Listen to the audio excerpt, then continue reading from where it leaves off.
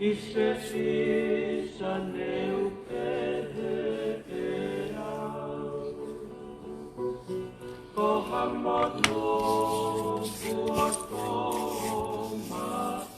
Lucia Lauton. Hi Flencia. Hi Haki Mai. Oh, hano sila ahon.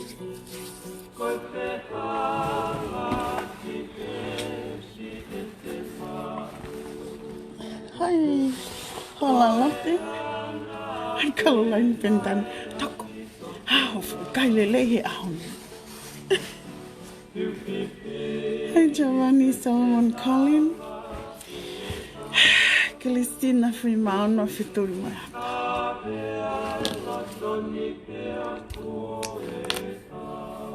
Nere ake tala ta he uho.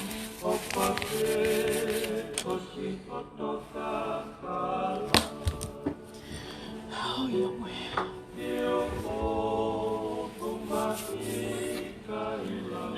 Hi, Caroline Fortapo. Melanie. It's for live when you go let a big matauta.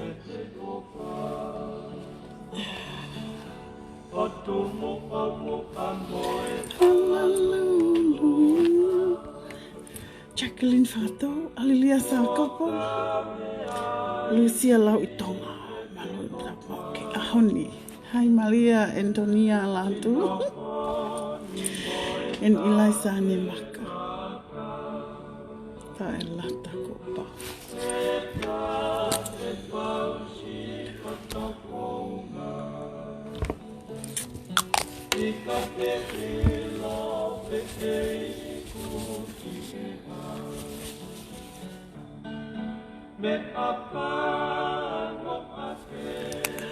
Hi, Jill Mitchell. Hi, Jill. Hi, Jonathan Sivelio. Oh, only you can make it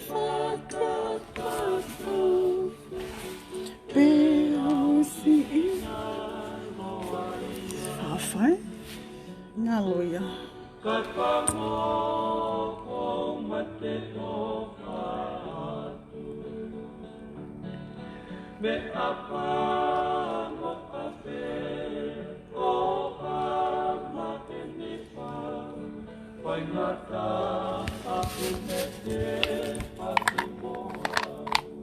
Hey, look at the Bovary.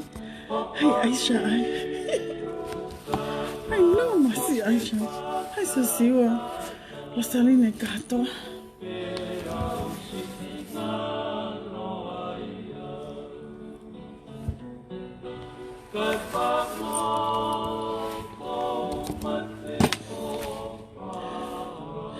Kafui henda me a he.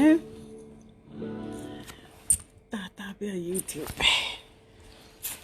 Sai. Malota mauke agoni. Hai Catalina Tonga. Hai Siwa Kilo Kalami. Hi Mary Elizabeth Groove.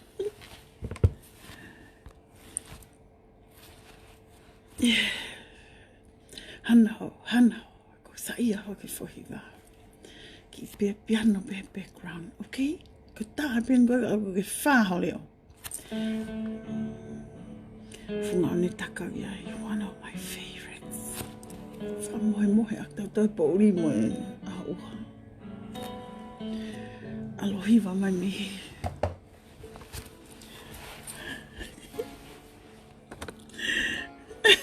Tau ia eti vai tohi. Hai Lantu noins, vea se kope, sina laeli.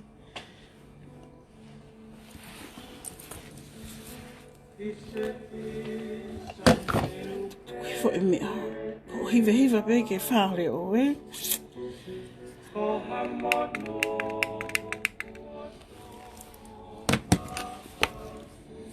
Sorry. Hi Maria Angiana Joseph. Hi Sina.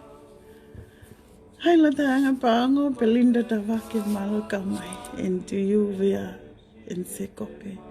Vesinia Mafoa. Kapau ka yoya toingoa. Ita ko ke Facebook kap ho ke asa ke hai Aisha Irene beauty still leka we toko ke fai pe ngai ulu masi ke ato ko ulu ke fi ngai ke hina ka do ha ka te ka fo al ke yo ave me mama okay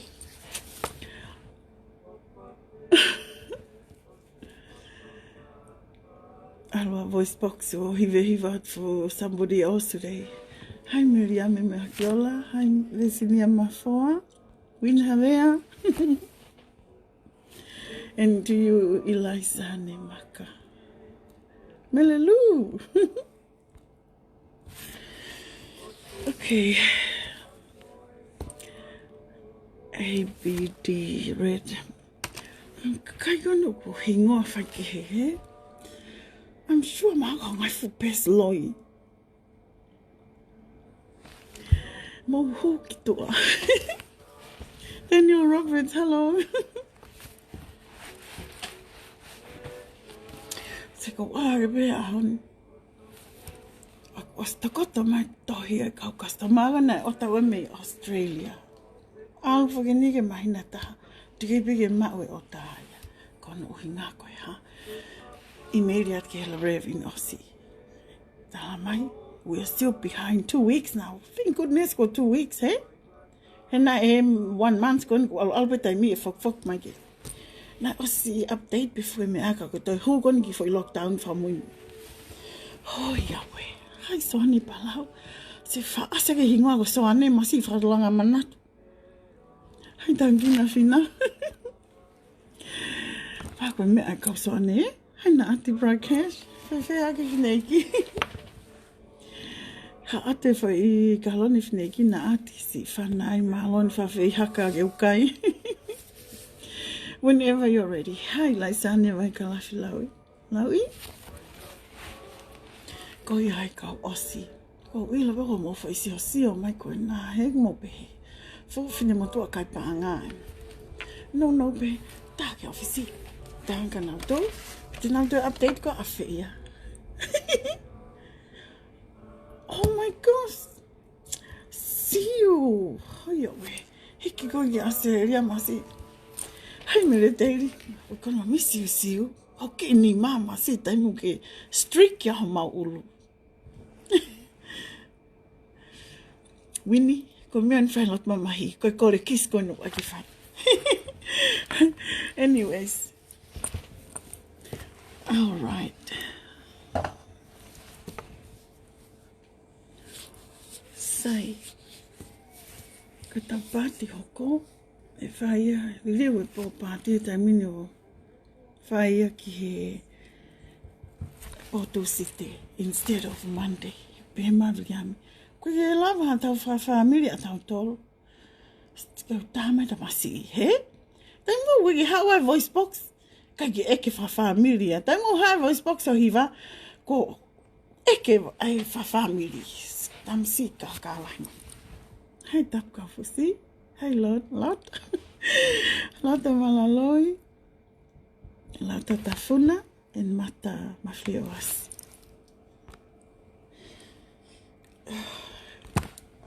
Hei ngā hala. Melelu.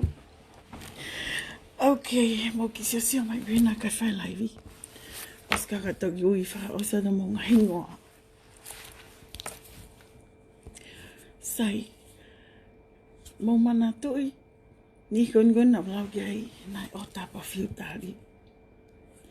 Ko uhinga ko tau live ya toi, ke mo sio mai, I'm still here, he? Me ngā ko ila pa wai ni ha mo tol, man tui ko mea, kai ko mea whai ngofua, ke te transfer mai pangalahi au pito. You wait for it. I know the feeling. I know exactly the feeling.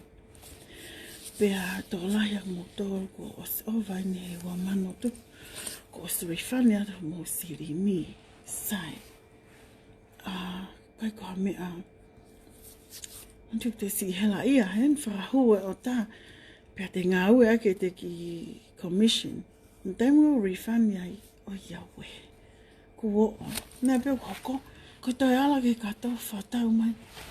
me ago loto ni ke swap ki ai. Kai. Ko me pa ko refund. Pa mo will be them refund ya toi. I always refund up. Ki o hinga ko e whihala ki a rea mga tunga korona. Sai. Ko whatonga e ko hone aniana a ngāo, he? Aia, whenā pe afu I sei ka kakato teu ka hana. Tamai mo bek whae. Tamai ke sei ai, ko te ilo kaka e atunga ni ki matalai honi. I'm proud of me. I live I say ia, ta whakto he mai. Au kaifu ki usa ia, ta whafo ge available. Kai ki whasa ia, sei ta whakwa, he ko te ringa. Hau whalahi lai te ringa, ko ke pipikia ki he ulu. Te ringa o mauai. Ai, masamai, e whahau e te ringa koe. Which means, I am taken. Te ki tu mau pe kai. Pa mea kai ki tu mau. Sei koe ka vai ni, ko sei koe ka vai ni o ai I muai. He? Aia, masamai pe, to he ma, I'm taken. To he ma, I'm available. To matau, I'm taken. Pea koe, tu o koe I he. It means, I'm taken but still looking. Aia, ai go hinga tu a te whamata I say o lunga he, vai ni ia. Sai, ko wheta no he ahon o kau ki love, mantui. Ko mean ko puke ak montolo na mupe he, pe puri fini monto akfi. Whawa mapa a be aka, whampi foi talk stories. Pea koe, ui, o sei whabeke tai tologo e ku live o pehe. When he asked to kiss me, okay? When he asked to kiss me. Sai, wai ni ang mondo mo whakakau, mo sio mai peka te au bago ila. Ane o kai o mei a, ka koe tā mai. Mo tā private I, hame o te private, lai ka pau te ke tā private mai. He kai ki o tā la nora ko koe, because I don't know who you are. Ko eke mai ko hak mea whai, why do you want to know? Ka koe tā ko ni masi koe whangi tā mai ki. I'm sure o nau mei, le o tatapu na tamo vili a mi. Ko mo seo mai ki he fo hina kolo, he e liuriunga mo tau. Ka mo nope whai tā mai. Kani ko tātou, tu ko tā mai, al whanga we, o ko aunga, alo fufulu mo peleti, he ta kon ka manke, ka tuko tā mai, because it will never happen. Mai no? Mo al whafu ngau e ta kon ko mo mami, o tā mai, whangi kaureka kono o tā mai. Pa koe e ko pehe, tati koe ngai telefoni, ta ke whaki fo I live, sai. Ko uhinga a ko whai fo I live koe ni, ko uhinga, nai whai mea nai hoko he pāti koe nai tokosi. Mantu I fo, I'm an entertainer. Taimu ko pāti ai. It's all in a show. It's a show, okay? You know what that means? I'm an actor, and I'm an actor. I'm an actress. I acted. Pea koe mea ko oku hoko. Oku whaiwhake me aia. Ka koe ni ia. Oku sia whamātata mai ia, he? Aia, mo os I lope. Pea koe mea ko oku. Aia whai lai koe ni.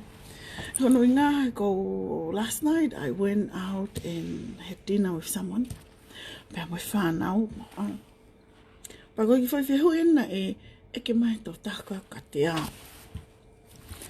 Sai, ka pau ke alo date mua taha. Tā kōle ate tamasi ke umaka koe. What do you do? Ko whai te whai, aia, ko ke whi uma? Ko unga ke eke whi hui, ke whi uma? Mai, I kai ko hanga peo ko eke, mantu ke pau ke uraki, mono te ni make vai peo vela patoki. Tok eke whi hui. Pea ko tarien, it depends, okay. Mana tui, whanki tamai tonga. Lehi, pia, man tui, protect ki nau tōro. Da culture ia oku. Masi wa te mi ta pe he. Fa mai fa popula he. No fekau he fa e ko hoko ai ono. Ko to ela ona ke to e hok to. No fa ma ui fa ren pa te hu ki to. Mami ko ta ki te fukau tau fa re. Ai wa te mi te pe men. Te ki se fa popula lai. Ka ki tau ilo on the other hand. Oku si popula ta fa e ta to. No si of tau to lu. Ma ui like te mo to mai no pe a. Ha mo wa ke tu nga ko fa e. Ka koe whihoi koe ni. Sai, ka pau e kole umat ka te koe. What did you do? Sai, o whanau le lei mai, kau tāria no pe. Ko whiwhine ko toa pe, oku iai hono mahu inga. Tātou te whido he tau culture, women are superior. Ko inga, in society, we look up to the women they holding ai. Antu i hanga te whahou, he? Ai tō ngā lang ia pe. Pero anga ko e kusio ki he anga ko tau upbringing wangan o haki tau tolu o tau whanua. Whakataha moe, mantu i Tonga and God and Tonga are my heritage. Ko pawe alua o mea koea, culture maloto. Pa koe anga ko kusio. Ka pau lewa oku te ofa hata. Tangi koe tau tupu haki Tonga, he? Ka whuki hasirinia ko ngā mea ofa. Ko te ofa, o whakahai ake he te whaik fwoi ngā uelele. Ai hango sapat wha e. Ko mea whai ko te aukita tafi wha mawe whare, mantui. That's how we show love in our culture. O tau whai ngā uelele for that person that we love and care for. Pea ku hoko ia. Koe konga ia e ku mo'oi.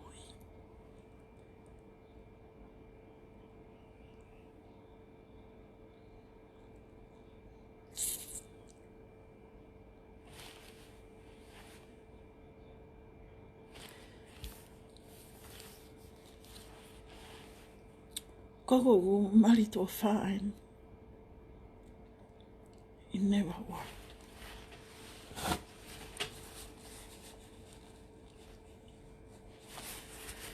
Peko ila pea uia. A lot of you look at me and you say, Sot, koe nafo koe nana li ake he hoa. Koe where ai ngahi excuse, he? Why? Oku momona koe ki tuku i whata, without knowing. Pako whanang, ila ko whanang pe, nai alwe ka li aki maia. Nai alwe ka li aki. Oku feel sorry for our women. He kono winga. Oku ikai ko halea uksai. Ki pehe, ko haina ne li aki, hai, who cares? He? He koe wha mea uksai. He koe maria ke li aki. Ko maria ke nofo whataha forever. Pea ko whanau me ka taha o whaha ne fo i taha noa kau ka mea mo mea. Masi, koe lau pisna ri ake he maari na aluia pea alu me whiwhine. Pea ko ku aia rene ahon whiwhine Tonga. Alelei fo i lea koe. You don't even know what happened in their marriage. Ke rea pehe ka ta na eri aki ia. Fu whiwhine tala vau pehe ahai. Fu whiwhine poto. Kali aki ia. He? Ioi whai rea ko ia. Ko hai ia aku maalunga. Maalunga se anai ko kita neu maulalo. Pea, ko whanau pehe ngahi tānoa ko ni. Ko ne whai tānoa ma pea taha kau ka. Na eri aki ia na mari. Tau sat pea papea wai mea ku whihalaki. Ka no ngā sat ko na mari, he? Sat ko i au whiawhia ke whiwhine, he? Kali aki ia no mari. Ila ko ntana pe me pe ta masi ko osin. Ko foi sia ko ya ko osin sia fa sia anana. Because in my mind o ka yo tui pe. Ko whiwhine o tā pia o kuahana mau inga. Every woman has values. Everybody should have values in their life. Ko value a whiwhine o makehe. Kia te au he kona uinga, not only she is a woman, she will be a mother, she will be a grandmother, she will...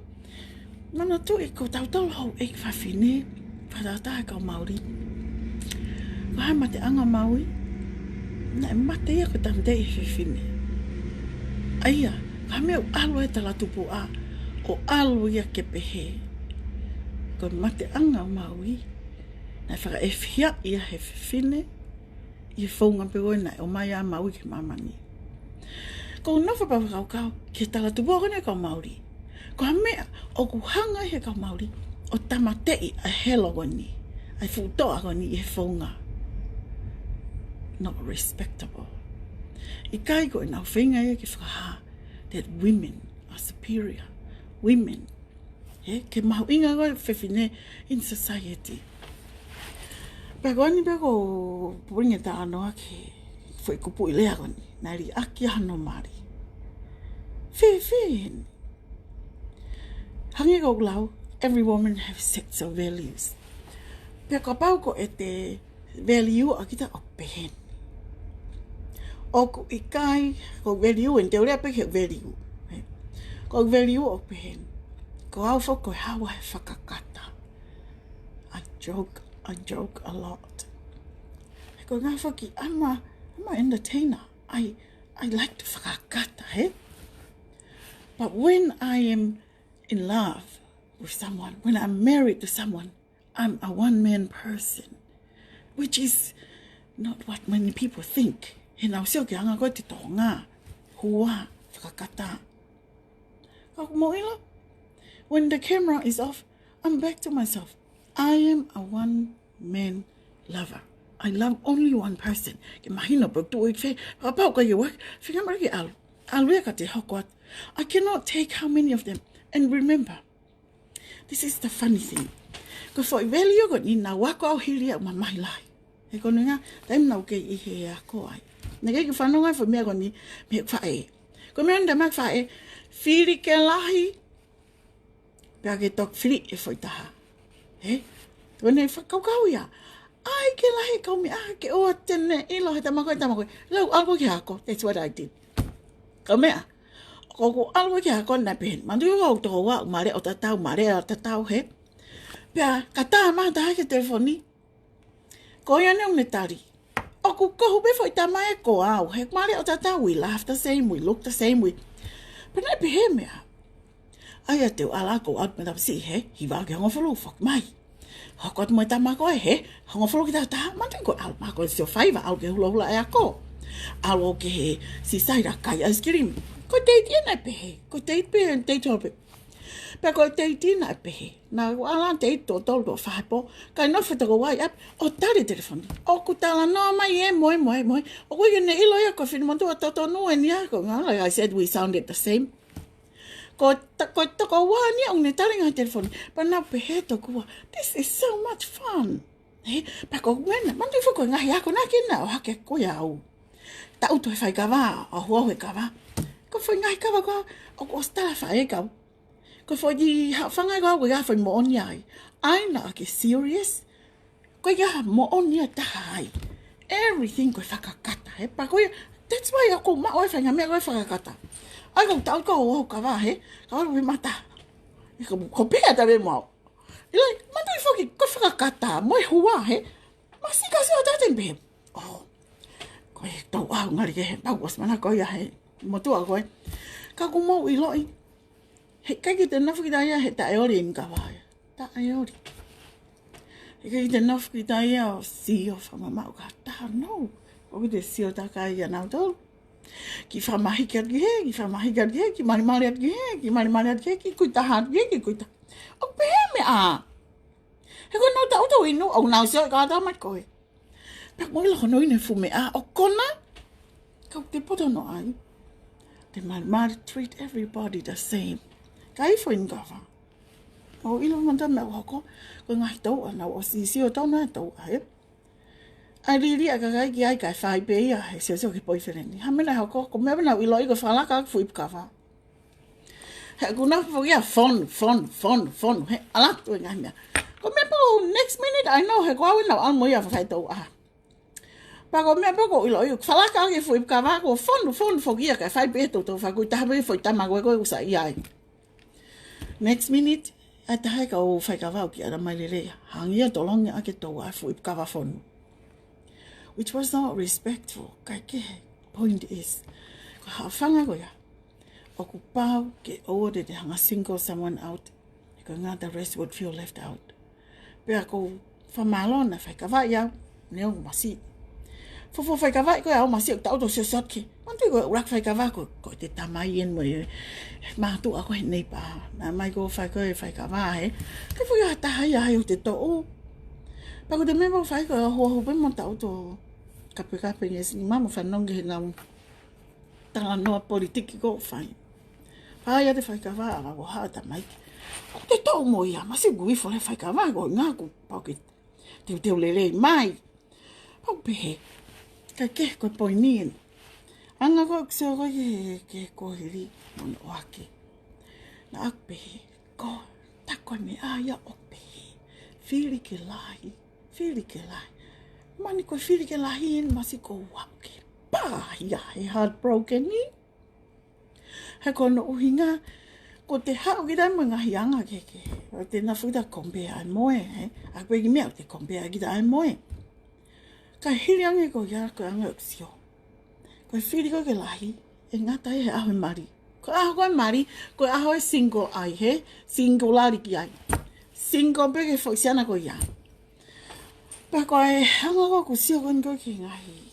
Relationships kone ko hina kai work for me. Kone hao be hata haya.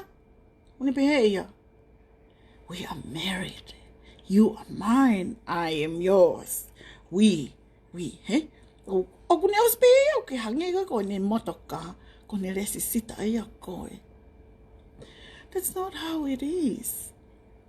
He kono ngā ko union through God ko third person e ko.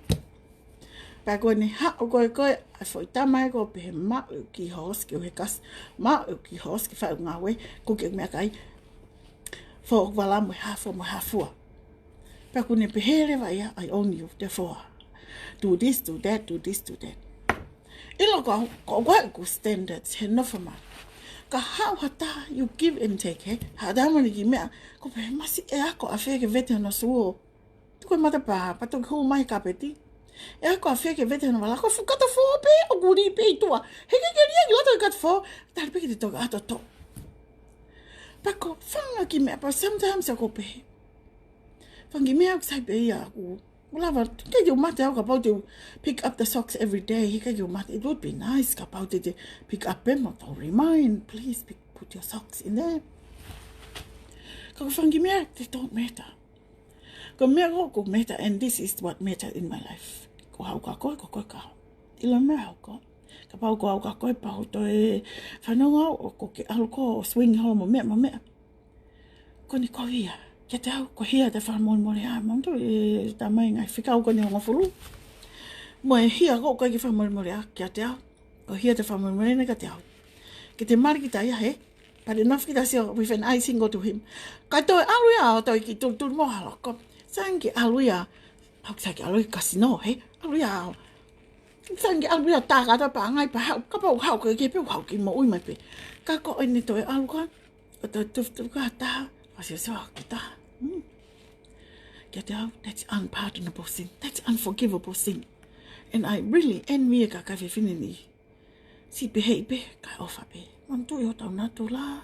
We love and we keep on loving. I read a book. Ko poko no be women who love too much. Ko lahangi na ofa ko lahangi no mai ko via. He? Ka mo ilo e rea tonga be ada mai mo ka finini. When we are fed up, we are fed up. That's how we are. Pa koe ako mea ni ko sio ko ki ai. Ko e uhinga e mari tō wha, ko ngā koe ha. None of them live up to my standards. Koe mandu e standards, eh? O koe te value. Ka ku hau ia, o ku, sai pia ka pau hau ia, ku kai ki la vea whao e, vete wala whao ke kato fo, mo la kua lo su mo e socks. That's fine. Ko e te turi moa ngana tonga mari. That's one of my values. That's one of my values. You must be faithful. Iai, he? Pa ko ku sion ko ki hea lai, ko ne ngai mea kono ku. Hoko he ngai na whamare ni. Ko tau member rakwai, ko e, nari ake ai mari. Whiwhiki i whātatalo i ka, ha mena ri ake ai. Mahalapea koe i lama moto aia. She can't live up to her standards. He can't. He sa ia whoki haturi moa. Sa ia whoki hata kau. He, mantu i for one of my values. Ko poke kau ia. Nā hau ia moe, hau ma mahaki, he? O mau ki ta mahaki. Ko te standards ia. Pa ko nea o ka wai wheohi ke he tu unga. O whakalaka tue me he lakno ia koe stoke ni. Mai me ake tunga ka. Ko ne kovi ia. Mantu i ka ki te. Ko papeke te ki te. Eke ki ai. Nea mo, mantu te eke at whakitau te o smapu i te tari. Ko hampe te eke te sio nta mauri. Honey.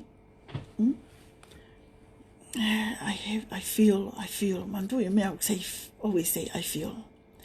I feel oku. Hangi oku ki momoko o whaia te au. Moko whiwhi, kone nau kumaha ko whao mo su. Ko momoko o ia.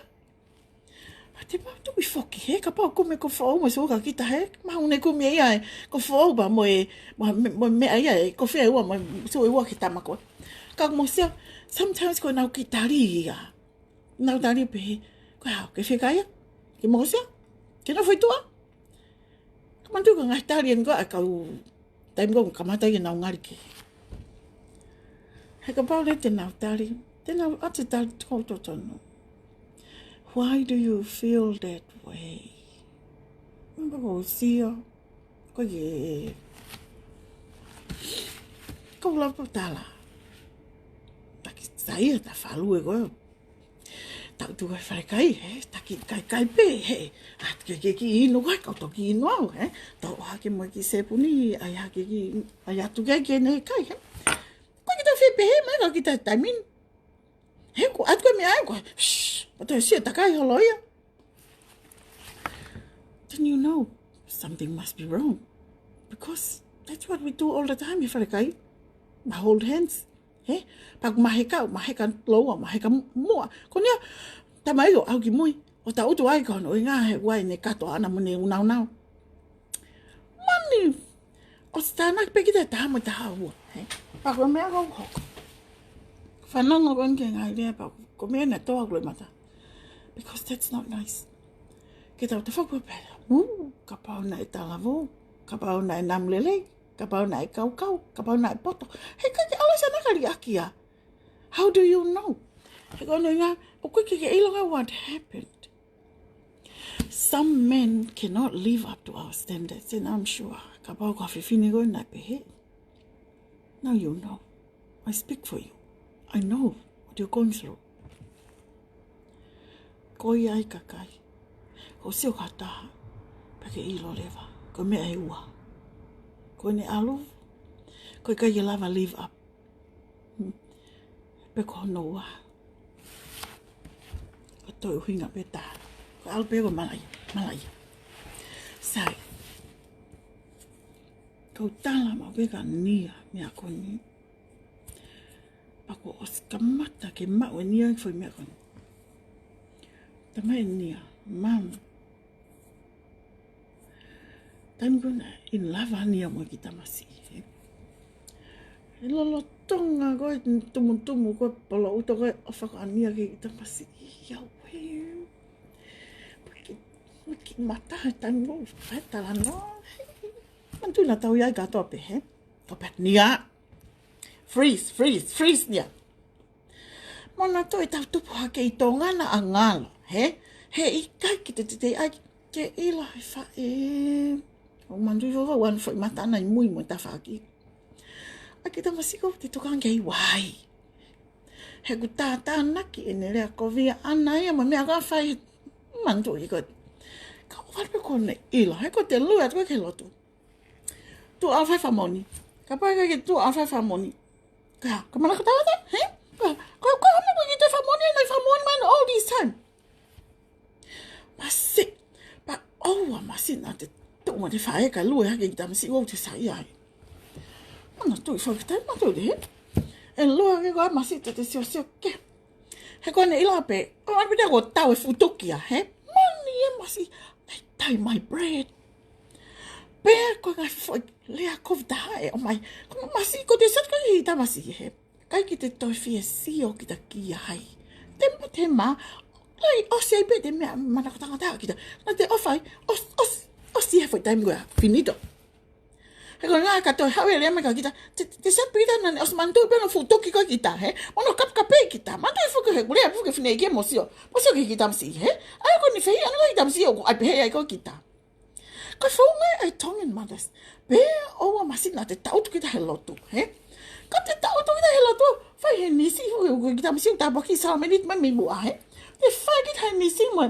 Ai ko hiva aia, he? Kai whuki te hiva ki ta ia, he? Kono i ngā te na whuki ta.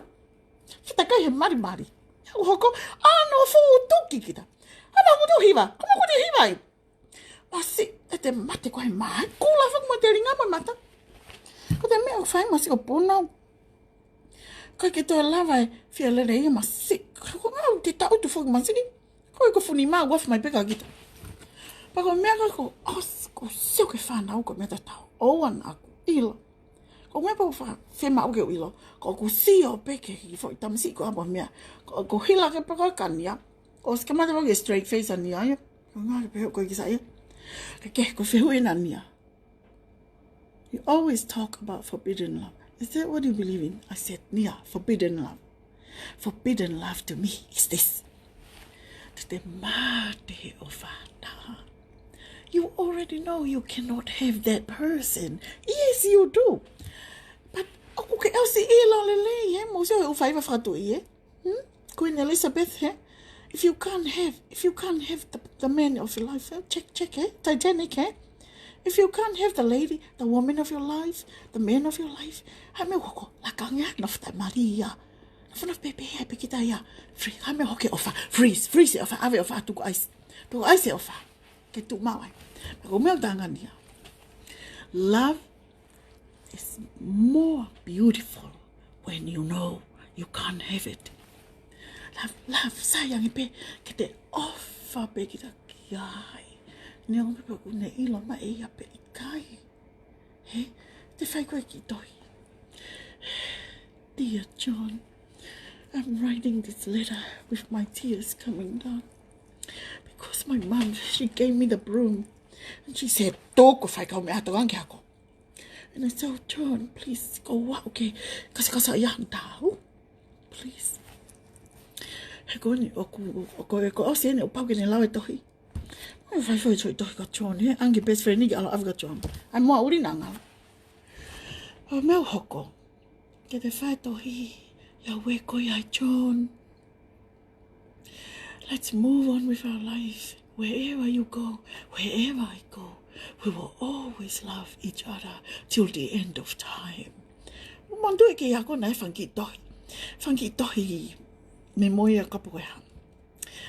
Mandu e graduation year, he? Ko te alo me whanki tohi. Pako pe, masi, te o alo ai hau tohi pe he. Ko ngā whanki mandu, he kifu ke te lawa ki ta tua pe he whai tamsi ko te sai ai. O talangi, whai tohi mai ka au, no. Ko via na wale pe ko sa e ya kita ka te ngari wale, he? Ko te so papa se ala whanki tohi. Oh, te o alo ai ki tohi pe he. Mai koe se ni te lunch, ka ko ala o kia ke he po, ke whare koloa koe ako, whakatau nau, ala ko mau ki tohi pe he. He?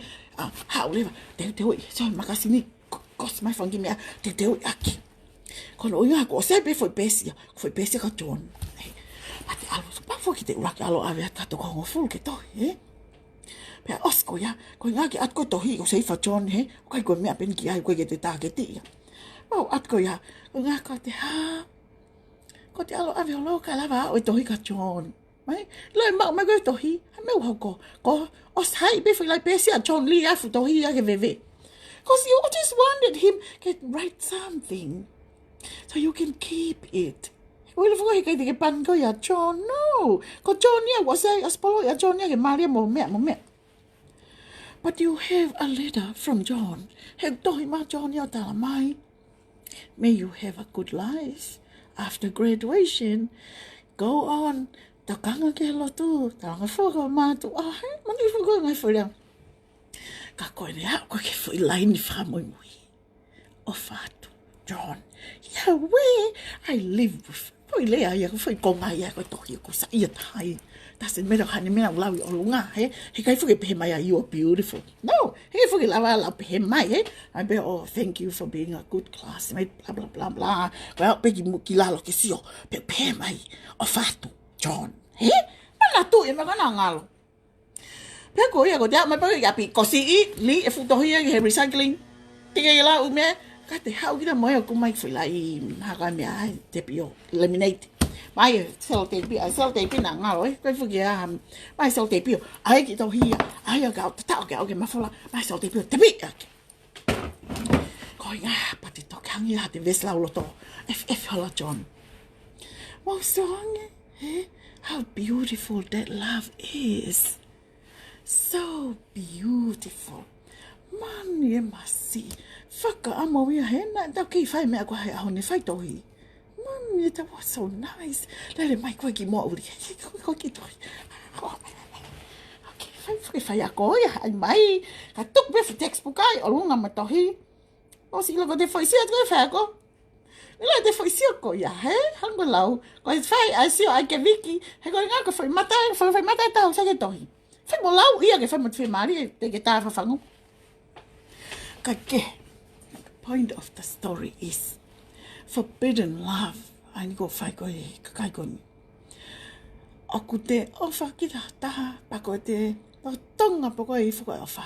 Tu ko ai si. Pe ya tu ko ai si. He ku sayang e ngatai ne ke sai. Stop it right there. Ne ke sai.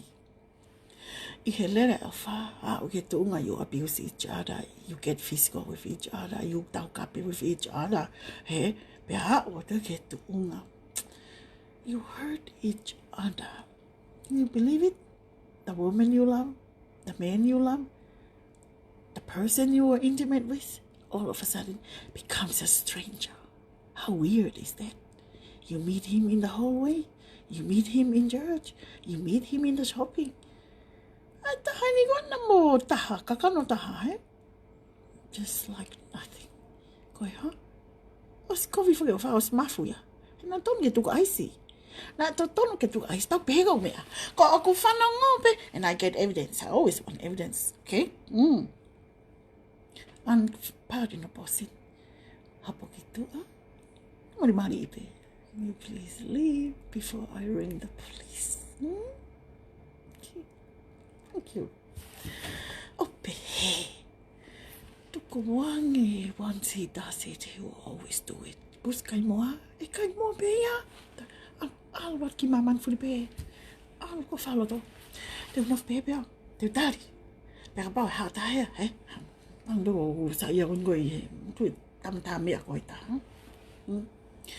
Ko me na sa ia ia pateu le pe ne ko no nga I think I will be doing this saying this for his advantage. Mo ilo anto pe I love affair pa mo kaniva. And a lot of you ko mo so mai mo pe. Fini matua na ko fifine kaniva. No way. Papa pani una pe mai. Ha uhinga o kai te lava ai. O tu wanga siana. Why? Why do you keep loving him when why? Ko hanga o ke ofa he siana. Ka hirang ko osin panga ni ho panga ni kai. He ko ha. But do you know what? Ka to kanga o ke osin ni to la panga o exili no mau. Ko me na sa ia he siana.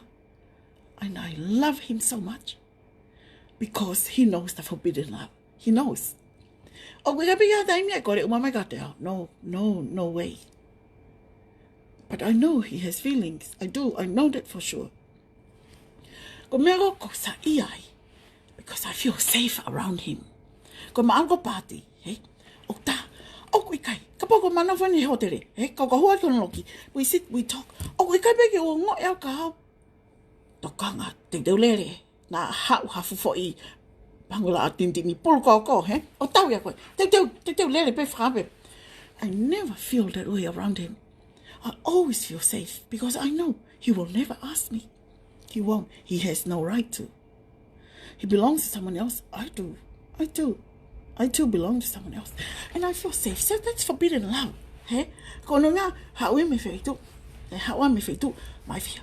But you love, you know that love frees it, to ice it. Pako me ko na fa piawai. Ni ngoi man te fi sofak mo te of at piawai. Ko pa wiso mai fa video ko. Te ki of ba ya koi. Te ki of pa ko me ya ko sa ya koi. He we ka pe ke ala mai ko ni ma. No. Ma no fo. Ma sa kuna ki mo so mai pe nga fu party he. Ma puna ki wedding aton he. Ma puna ki Christchurch. Ma no fo hotel tatau next door to each other. But what? I never felt or not safe. And he felt the same way. Peka kai, fu o kaniva vare fasesere. Alu holo ma futa hine talavo, and all this time, nothing happened. Ko hotere fiha. Tika be fame, I unbelievable. Because you're now okay, but you know, love is not about that. The most intimate thing about love is communication. It's what you share. It's what you talk about. It's not sex. Believe me, it's not the kiss. It's not the touching. It's not the cuddling. Ko me yung ni hanga whamaunga. Hanga mea. Ko vai. Communication. Communication. Bonds. Bonds, you both. Baka eka tata, can I have a kiss? Talangai, fifeke you rakamata by introducing yourself to me. Tell me what you like to eat. Tell me what you don't like. Tell me what color you like. Tell me, what kind of... Kau lagi ke ilo? Tama yung hinga fasi. Hindi ko ila hinga fasi. Kimo ke kore kiss. And you know the man that loves you, before you get married, the man that loves you, he will never ask you to do that. He will never ask you to kiss him. Siya na ko offer ya koi. Hika ke kore umaga koi. Hika ke kore tafi umaga koi. And that's how you know. And that's how I know that this man I just talk about. That's how I know. I know because I feel the same way. I know he will always love and respect me. Why? He going to freeze la vie. Or freeze la vie. Why you finish la vie? Or freeze. Freeze But a lot of you men, but go like homo for so my god now. Mo ilo lepe. Mo gore mai. Well, I'm walking on Facebook. That's fine. I'm doing that. A pinky promise. A pinky promise. Na send you for to who Facebook. Hey, can you screenshot it our conversation? Because screenshotting I feel like that. I no more send my before that. Go you go. Kapan na go that. Go poloka ko. Kake. Ko me ako sa ko kiai. Ko ne kole o man ba ta ka ko e. Ba ke ilo. Man tu te fo ke mo mari. Mo ilo le ko ke ofa ya ko e. No. He doesn't love you.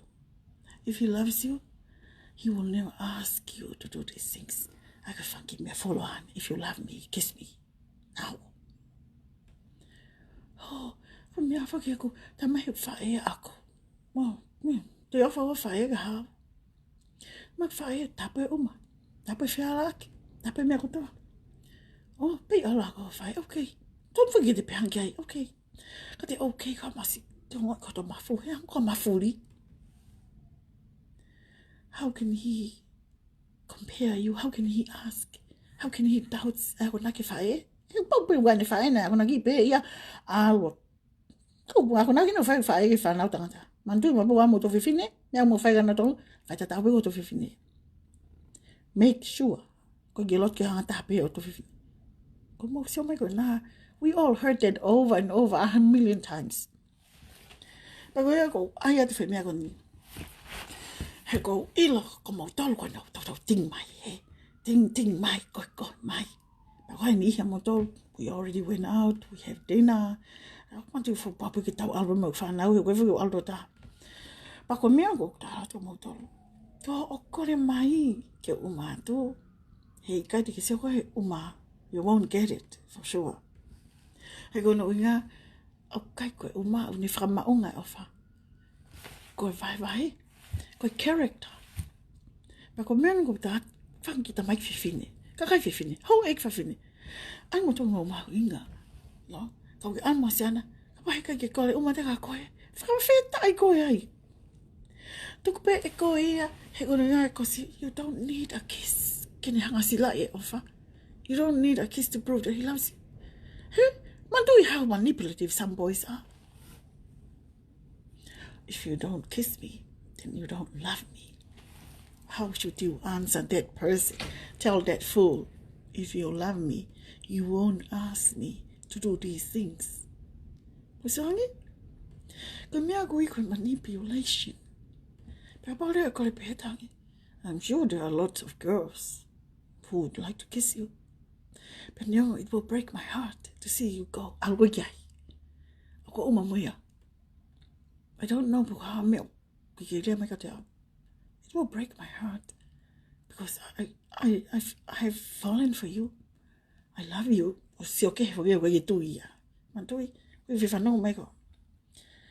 Offer her and offer loud. Nagi offer money out, nagi alamai. Nagi unumai. Nagi tukumai. Man. Katukwata yo, peke purianga. Komego. Lea kamutopa go ilo pe away from young people. They watch me. Even my daughter, she watches my videos sometimes. Ko me aya ok mahuinga. Sai. Time go ke mari ai. Ko nek pepe uma. Ko te tae uma. He ko ke ilo ko ke os mari for now you're in a position to. And pepe kiss. Fai mo ke kiss ke fe mari. That's what you're there for. Help him meet his needs. But go you pay. About kiss my tongue. Oh, whatever. Take a full nif. For you nappy. So, kako siya ko king yi kon go. What's the toy my? What a waste. Ko nga for mawalom to ko pio go kumi me kai. That's just how I am. Okay, you tell out get found on quiet ne. Go help better ko my mouth. I always say, okay, I'll pay for a meal. Okay, you pay for a meal. Let me be the man. Okay, thank you. And be a man. Pay for the meal. But I didn't go see on him. I'm never going to go back more than once. And he go. What do you pay me? Go show them how we're going to get my voice box. I don't go to tell, okay? And I go see my voice box. Go call it my dog and go. Oh, this is my way. If you want to, but be was more than I values. No. Go in on the labor, milk fire. Lo says, oh my god, I'll get a full fussy sail here. Find a show go fire. Got to get a lot. Excelsior lot of go away. I already know. Excelsior lot of Belmo for Laio. Mandoi. You can't fool me. Go see, walk by. I heartbroken me. And I learned my lesson big time. But go behind him. Come on, talk. I've finished. To my own door. Kone kamata pe ke tau ai ka me. Ilo le wo ne manipulate ko ke pe angan fa mari, he. Kon dana bana me pa ta sita ai ne le moniena. She's such a nice girl. And I am sure. And nice ya ka koe ate me o ke fi mau al ko kai. Ka mau toai te le ki ko kai. Me ko. Fa mo lu e va he ken me le al. Ka ke. Upon mo safe pe title la video. When he asked to kiss me, depends. Kapag ko husband and wife kissy. Pagkat tu ko kissy, ka hai fai mo kissy. Kapag ko le dia o tige falau. Tell that hold your horse. Fingai horsey ke tautla. O fa puna horsey time ham. Tell hold your horse. Tari ka leva ko falau. Okay? Tari ka or whatever. Go the right time. Very right time. The right time, eh? When I know your last name and who your mom is and who your dad is. Kung meron to yung ke iloi. I know. Kaya kita kole kiss my song ya. We kole kiss. Pagod tang yai. Ki rock finger ngai ki full ni fai pag to glea mai. He ko no nga man tui. Ko te alu ko te. Ko meron fai. Fanong ka ta mai ni ho na to ta mai ka te. Ila ta alu ko te ti. O koe te ela a koe ko foi ta utu. Ko sat whaka. Ko sat au ke tere, he? Tere ko mata mai ka wama mea. Oh, nice and clean. Tere, ki mustache. They say for mustache more start to imagine stuff. Te set ko ki ai. Nice. Kau ke ila. Tango ki manga ki whawhanatu. E ala ni foi pay mai hon deringa. Wow. Te wafu talo tupu i loto, he? Paka mea wai. Sai. O me taha. Ki ringi i mangi a gui puin. Ala se nga. Tau mai. Ring. Ni foi ringo ya. Ko te se awhikira i nges ni ma. He? Pate pay. Hei ko te se otpe whau ki taia ki ngai i nges ni ma o te ilo nega ki fufulu. Antu i ton ki fufulu tu awhia ka corona ni. Ka koe tako tako whama. E tau tau pia a fufulu ni ma. Always have clean hands. Ko hau koe ki kata kia. Masika, naf pe ako, ko ngoi pe ako, uliau ni ma. Panwhano. Pa sat koe ke pas maka mea. Mo se re man ta mai koe na uto ta mai. Ko hau papa lewa o ke toi koe mai ako. O tam ko tato ko mo ua he kai ki tato e alu. Tia ke ilo lewa wai. Al fasio nges ni ma mo nges vai. Mo te ringa. Mantu yo foi peas ko ka koe ki un manga whawhanatu. Pa foi unu mai pa ko o soke lewa. I don't remember how I mean I whawhanatu. Mo ni ko oso mea whi whawhana aku. He ko so atu ke ngai fu nau o ku i loto mai e te ringa. Ki uti piu tala tape whai koloa. Alo mai a whawai o mona te ringa. He, kono i ngā ka pako atu ngai. Ka ke mandu ia ka kai he ahoni. When you are married and your man asks, can I have a kiss? Sure, honey. Ooh. Tai mga te ki whai mari ka kore kiss. Kore mai ha mea e tā te tawholo ai. Te kore mai mea koe te tō anko maapi. Kore mai mea koe ia. Ai a ko sio. Ko ngā lahi e ngahi api. Mo vete. O i ngā pe. Fu wawe. Kai ki o tā noa ke mea oksa ia he aloto. Akau oksa ia hano tō. Ha, and a favorite meal. Ai mea toni whai ha tā noa. Ka o ia tā noa ke kiss. Tā noa kono like lips. Tā noa kono foi body. Mami. Ai. Koe.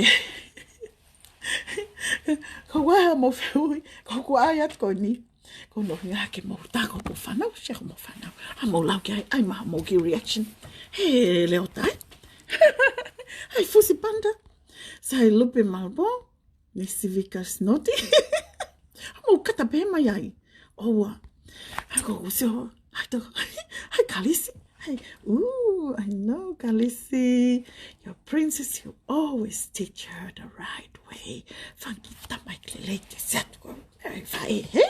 Hai ngā hala, hai ngelelu. Hai mafle oasi. I think ngā ngoan go osi uiat. Go fasio po uina vea. Hai. Sai, pako i ai. Nihi kon ko te meaneta.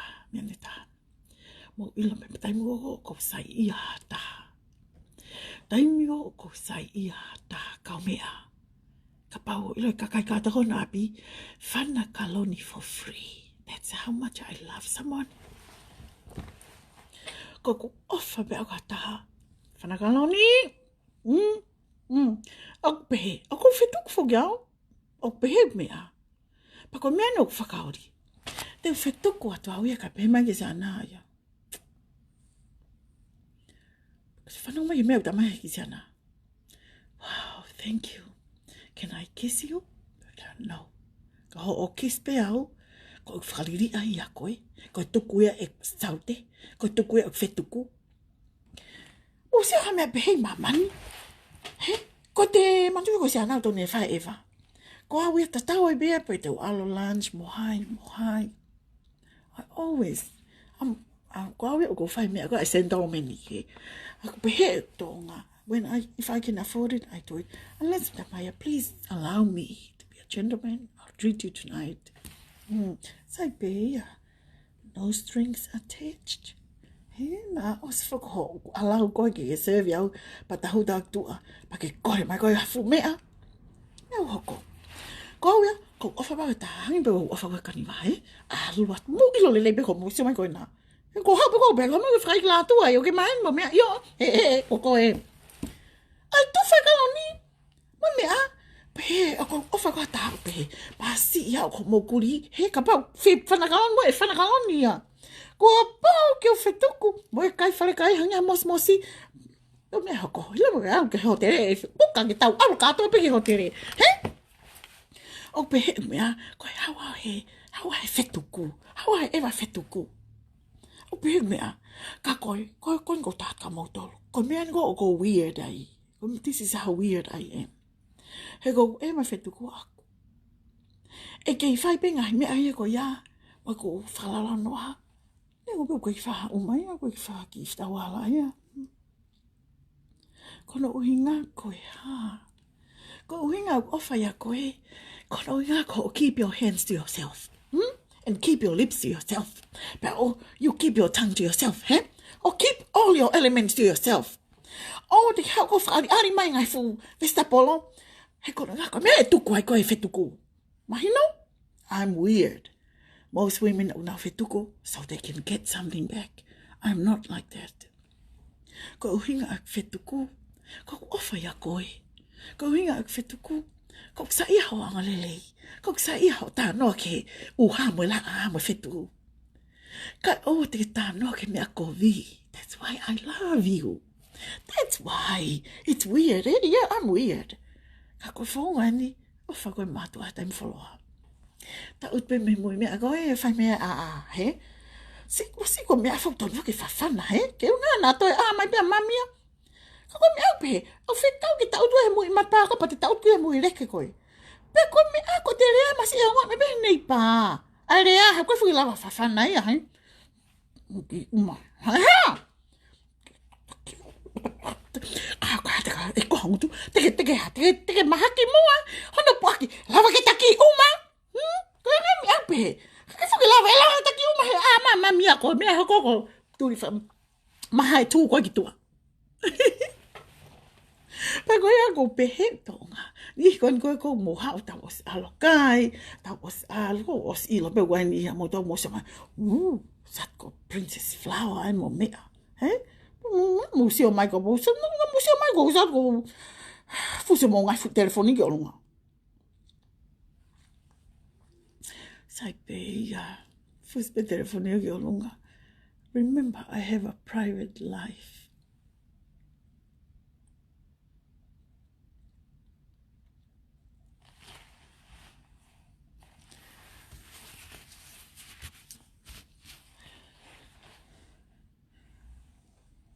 Pa oi pe mo ko ngai whima.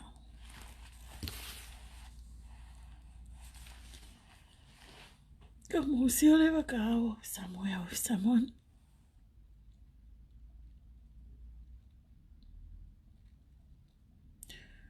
Oi whai mea ko ia.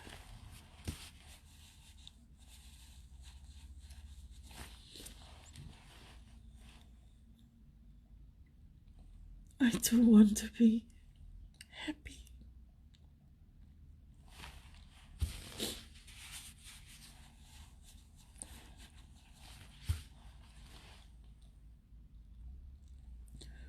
Papa ko sia mai.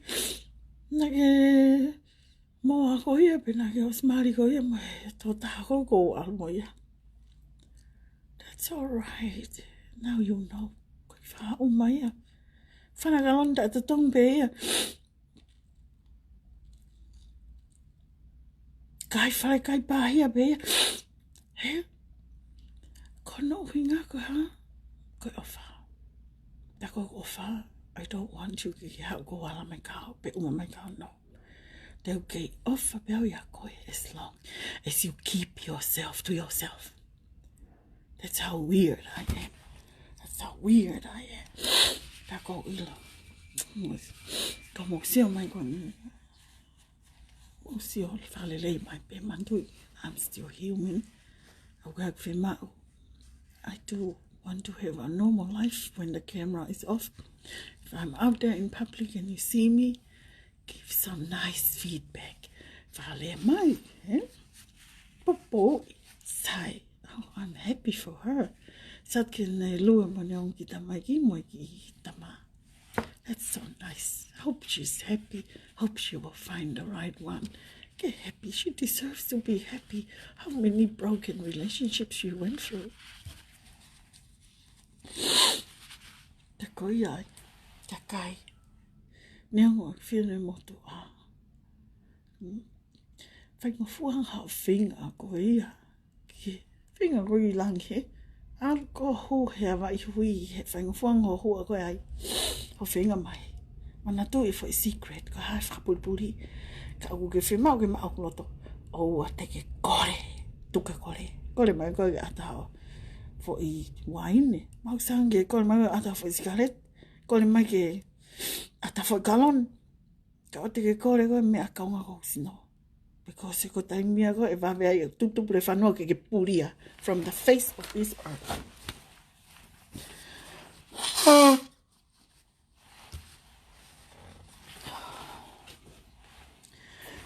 Sai hangi ko ulau ko feunga ni o ta foi mahina silai akos sepema. He ko ulea ko ni fu wai ka fafunga una o hila mai ka te no sila pa mo aseria. Kewi na bet na to ko loye me ula te flower. Ko osia ke val mano. Ai ko loa ko whakahau ke la rev. Te gai ke lava he la revia. O mai ke vai ua ko loa. Ko ngā koe ha? Ko corona. Ko taimi koe koe. Te ke si kore mai ke refund. Mani e. Ko refund ga fefe. Ko pau ke uta hala ki ukato. So na me agi trita ke tam si hoko ko maalo teiti. Atu ya refund. Peko mea hoko. Mo be patient, please. Wait. You know, time like mo aki mai ke refund. O slo tau ke refund. E kono ngan. Na ke mai ka whakao ne ua petolo o kai ton ke mau. Pa ke si o le vai. Ka ke almo si nia to other somewhere else. You won't get it. You get it from me. Koe ha? Koe o wha. Pa ka at le vai whakao ne o kai tari ke lo sini. Tari pe. Tarpe, eu ele tem go que to ho mai. Yo, mai te wala fota ke fota ko ela mai. I don't know what else to do. Remember, I'm only a consultant. My job kono submit mo ota. That's my job. Kono supply, that's the company's job. I cannot supply you. I have to wait for the company. Sai mo ilo le vai ahun. Pa mo kitari pe mo. Kani afi ala te ngai ota. Kakai Amerika, So ko tok tau mai kirimi. Os ka ato ata Amerika, os motonga. Pa mo sia ko ne tau mai pe, mo ko ne a ua tu ia. O pe het me a, koe ki kulongo mo me a. Koe ha, koe uai pe uhinga kulongo. Ka kulongo, ke mau, ka ato ha mo ota. Kuri atu, whatatong peta. Tai mo ke kore mai ki mea koe na. Ko pope ke kuria. Even though te ala ko kato kuria tua ua tua tolo.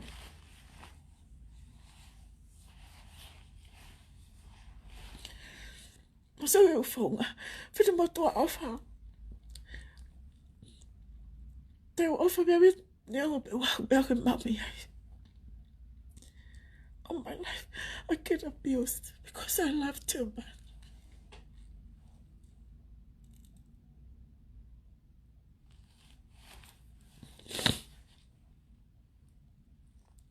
Nei winga nak sele fit ngau val no e tong ngau nei winga na tamu ake kumeuka kano nga ko corona la heri funny kike lava me no fam gay.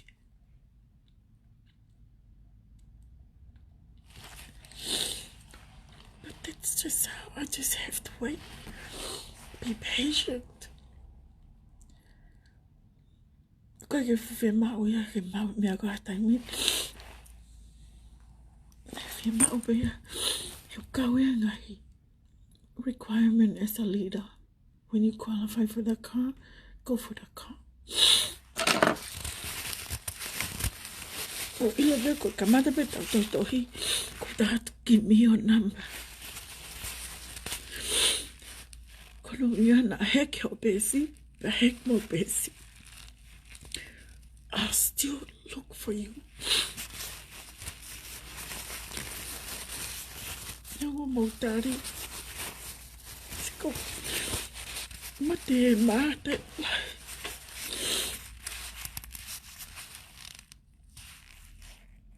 Ko pehe ko ala ke no live ka sio vai ka kai.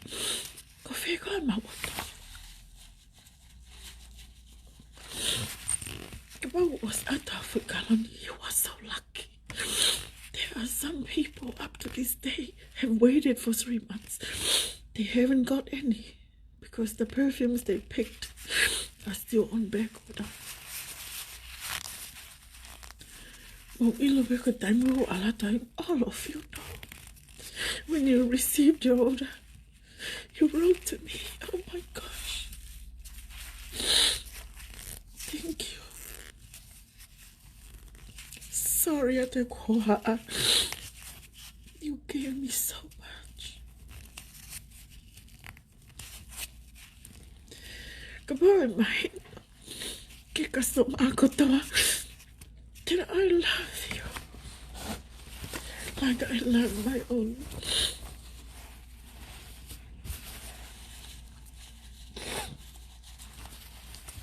Tumiago waktu, it comes from here.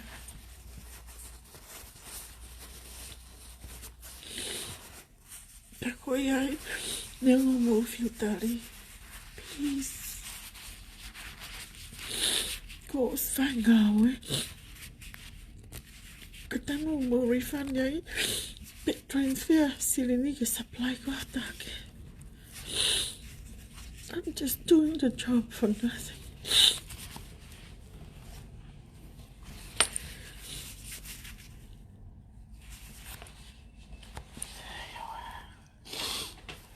Anyways.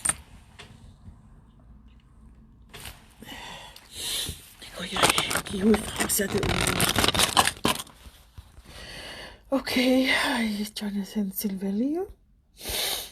Manika wala kilalo abito. Hi, sila tapos magafi. Hi, Naita Tafut Paya. Hello. Hi, toa esta mahila rev. Asi toa ge osfama onya kotoa in mi Hamilton. She's a senior director of Larev from Hamilton. And tau ilo bengahnya go through go fafonga ko to.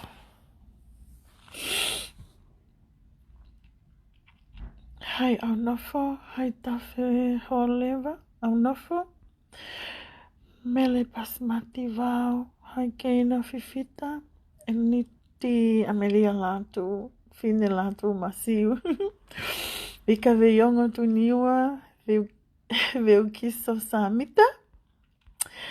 Si Mele, mani Mele follow them da kakohi. Kon ko kanivan do fok mayota ka ku fok mai heti meta.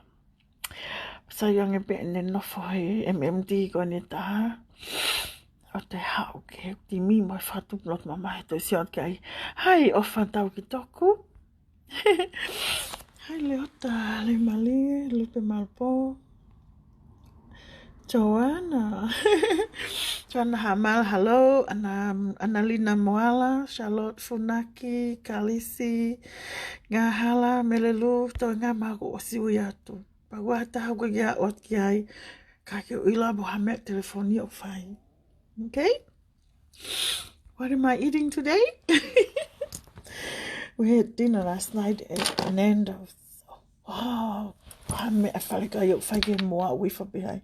And very soft. Sai ko mo to the when I sign up. Fan mo ha ko mo to na sign up po oficia ma okay dollar. Ma pa foi kaloni si mo ha get down. Ko lo ya ka fa da fo ma panga ki tau alo kai fale kai pa here. All my family ever. Mo siya may gani mo behe. Oh, ko nga hi hotel ko alga fe finin go ai boomerang. O go sai na penatet la sike ka we lava penatet ya ai au ke hol. Ke fa ho at masi penateti. Fa ho at nga hi alu ke ma. Ta ke ka ta ha po ha me. Hala, te ke lava ta ha ta hine ta ha ko sin lai ta ka po ai. Ka bi lava ta ha he ka ai boomerang o ai me a ke ma ai alu. Ko to tong full price ai pe alu ai leva. I whatenga weu te lawa whatenga he mera, okay? Awe, ko hai o whai tangata magani wako ake at whakaloni. A whaka mautolu, a whalahi at ka mautolu ka alo ke o whai whatongia, ke o lele lele mamari he uha, o ko heke heke, he, mo ilo heke, a ko lele, o tau hafu mea wheta kake longu tu, he, paka hao e polisi, ka me whai, ko e whake kato, to haki whakaloni, yeah, this is for your girlfriend, he, ko whai for ya, ko ia whakaloni a ko whai lipi, angai peke officer, Alo officer muy buhani me alo fai. Okay, have a nice day and we'll catch up later. That is from myself, Princess of Flowers. Goodbye.